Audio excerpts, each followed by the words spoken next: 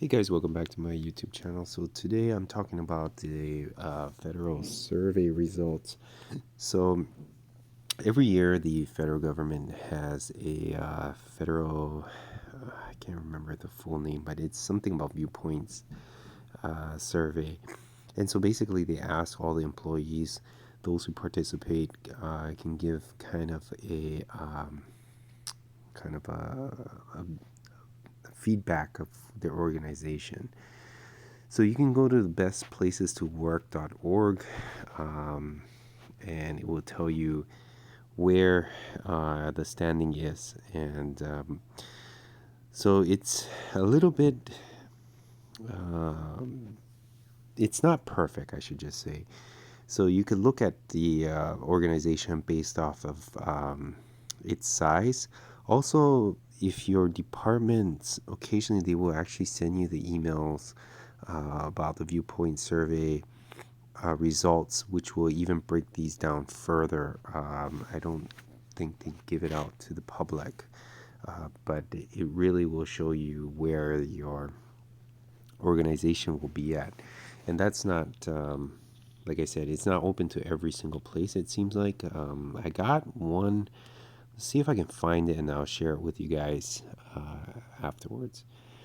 So you could go by large agencies. You can see all the large agencies, the mid-size, and then you can also see the smaller sizes. So this is a ranking based off of where it is. So soon there should be a 2022 coming out because the results for the viewpoint survey are out. And one thing, so it's actually kind of an improvement if you see from 2020 to 2021. If the results are improving, then that's kind of a good indicator that people are very happy at this point, because a lot of these places, they probably introduced remote work or some sort of thing like that. So people are really happy with it.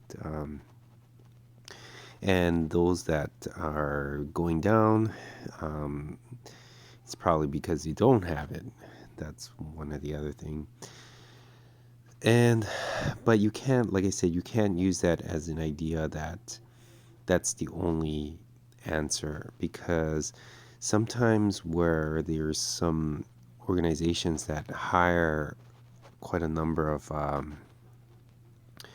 new employees, what happens is that the new employees are a bit afraid to give the real answer behind how they feel towards the job, or sometimes you're just unaware. Even for myself, when I was a new employee, I thought the job was actually pretty good, but I soon realized after maybe about 6 months or whatever, I was not very happy.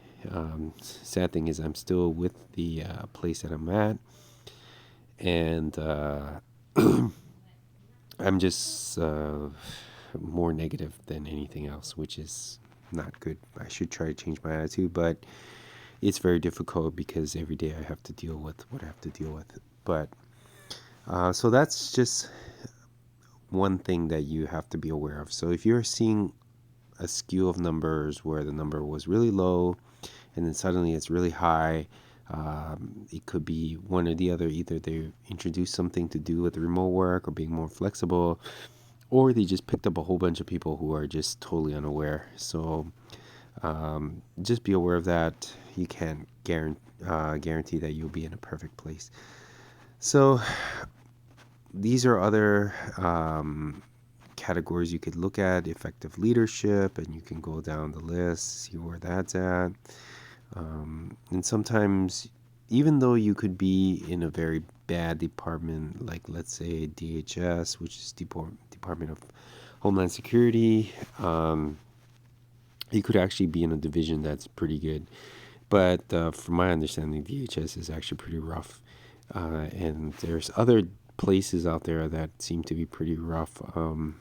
There's another one I can't remember, something about patents or whatever. So from my understanding, that is actually a place where they don't even make you work like a regular federal employee. It's more like working in some kind of um, like repair center, because they basically pay you based off of how much you can meet.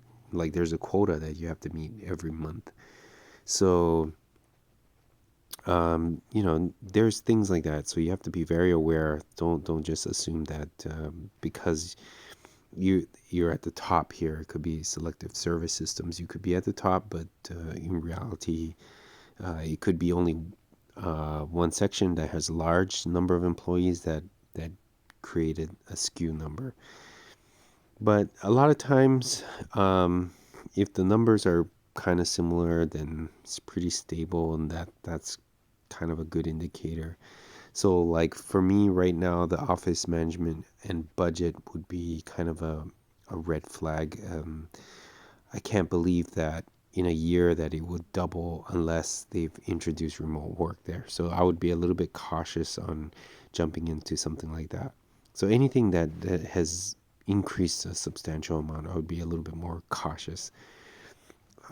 Anything else here other than that? I mean, you can click on the departments and it'll give you an overall score of what it is like.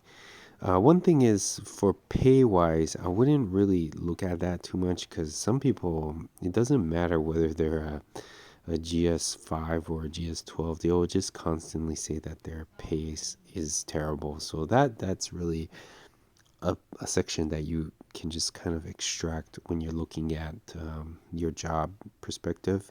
You should be able to determine that based off of when you're applying, because it tells you straightforward what you're going to get. Work-life balance is another thing too, because sometimes, I mean, if you're required to put in 8 hours, you're just going to be putting in 8 hours. It's just what time can you start? Some places allow you to start at 6. Some places allow you to even start at 3 in the morning or whatever. So that again, it's kind of subjective to whatever your personal work-life balance is. So I wouldn't look at that as a way to determine whether or not that job is going to fit you. Those kind of smaller ones are a little bit kind of you can disregard. One thing that I would look at, if you like teleworking kind of thing, I would look at the COVID return to office thing, performance um, of the agency, as well as teamwork is another one.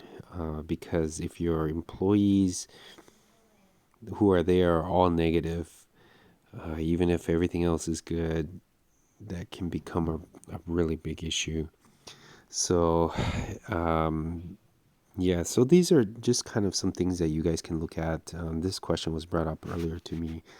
So I figure I kind of cover that. And also, like I said, if you're in the government, sometimes they'll send you the actual result, more in detail of your federal viewpoint survey, and that you can kind of see how it is in your department, as well as sometimes they will give out some results for the other places. So, like I said, if I can find that thing, I'll save it and then I'll make a video on that and kind of going through what it looked like. And if you guys have any other questions, leave the comment down below. I'll do my best to address whatever questions you guys have. And hopefully this video helps. If it does help, or if you have anything that you would like to see, or if I have anything that I could bring up to you guys, please subscribe and I'll do my best to help you guys out. I'll see you guys next time. Thanks.